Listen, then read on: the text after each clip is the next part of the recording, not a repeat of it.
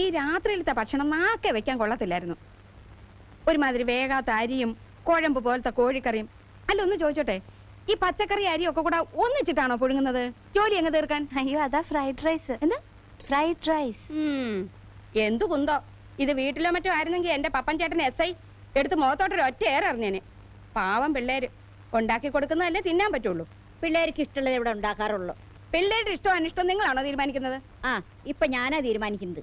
എന്നാ ഇനി അത് നടപ്പില്ല കേട്ടോ. പെണ്ണും പിള്ളേക്ക് എന്താ വേണ്ടത്? പെണ്ണും പിള്ളയോ? ഞാൻ ആരാണെന്നാ നിങ്ങളുടെ വിചാരം? പിള്ളേരുടെ സ്വന്തം അമ്മായിയാ. എന്നാ അമ്മായിക്ക് എന്താ വേണ്ടത്? വേണ്ടത് വേണ്ടപ്പ പറയും. പപ്പൻ ചേട്ടന് രാവിലെ പൊടിയരിക്കഞ്ഞും പയറ് പുഴുക്കും നിർബന്ധ. ഉച്ചയ്ക്ക് ഞങ്ങൾക്ക് രണ്ടാൾക്കും കോഴി ബിരിയാണി വേണം. അതിന്റെ കൂടെ നാരങ്ങ അച്ചാറ്, ഉള്ളി അരിഞ്ഞ് തൈരിലിട്ടത്, ചമ്മന്തി, പപ്പടം. എടി ക്ലാരേ, എന്താ അമ്മച്ചി? നിന്റെ കാര്യം ആലോചിക്കുമ്പോൾ അമ്മച്ചിക്ക് വിഷമം. എന്ത് വിഷമം? നിന്റെ കെട്ട് കഴിയുന്നതിന് മുമ്പ് മിക്കവാറും അമ്മച്ചി ജയിലിൽ പോണ്ടി വരും മോളെ.